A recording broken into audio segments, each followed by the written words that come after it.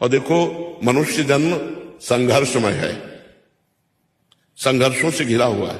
कोई भी हो, सबके जीवन में संघर्ष है। आप देख लो, जब भगवान राम जी प्रकट हुए, भगवान है ना, सुबह राज्याभिषेक होना है और शाम के ही 14 वर्ष का वनवास हो जाता है। कितना बड़ा संघर्ष।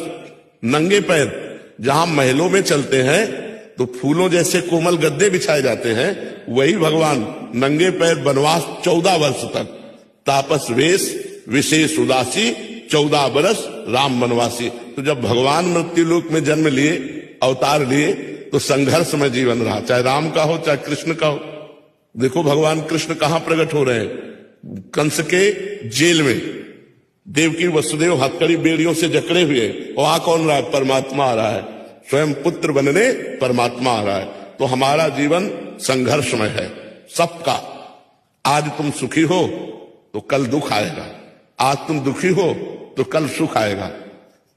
सब दिन होत न एक समान। आज सुखी हो तो अभिमान मत करो, आज दुखी हो तो बहुत उदास मत हो। ये चक्र है, सुख दुख का चक्र चलता रहता है। पल की पल में क्या हो जाए पता नहीं तकदीर का। भाई अजब खेल रघुवीर का, भगवान का बड़ा अजब खेल है कि पल में, तो अभी राज्याभिषेक होने के बाद हो रहे हो, पल में 14 वर्ष का वनवास हो गया।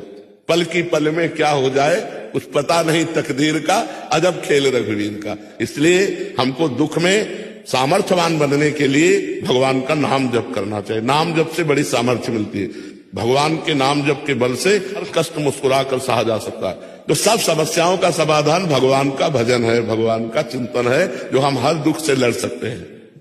और जी इसका मतलब समस्या तो केवल मन का एक मान्यता और उसका विचार ही बस बस, मतलब कष्ट होना समस्या नहीं है, उससे चिंतित हो जाना या आगे क्या होगा। हाँ, अगर हमारा मन भगवान के चिंतन में, तो हम प्रसन्न हैं, हम सुखी हैं, हम बिल्कुल दुखी नहीं।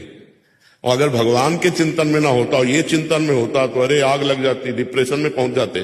तो आनंदित होने के लिए भगवान का नाम, यही हम उदाहरण अपना इसलिए देते हैं कि प्रत्यक्षम किम प्रमाणम। जब प्रत्यक्षम तुम्हारे सामने बैठे तो और क्या प्रमाण दें। तो इसलिए भगवान का नाम जप करो, गंदे आचरण छोड़ो, पाप आचरण छोड़ो, तो आप आनंदित रहोगे, आप प्रसन्न रहोगे, आपका हृदय शीतल रहेगा। और जी इसमें एक अभी प्रसंग चल रहा है इसलिए कर रहा हूँ। और जी 1-2-3 दिन पहले कोई आए थे, वो अपने शारीरिक रोग के कारण इतने दुखी हो गए थे कि एक तो उनका शारीरिक रोग का कष्ट जो उनके शरीर में हो रहा है उसको सह नहीं पा रहे, और जो घर वाले आए थे वो कह रहे थे कि अभी मतलब शरीर नष्ट करने के लिए उदित हो गए थे कि मैं इतना झेल नहीं पाऊंगा, मेरे बच्चों को क्या होगा। इनका एक ये चिंता, पारिवारिक चिंता, दूसरी शारीरिक चिंता, तीसरा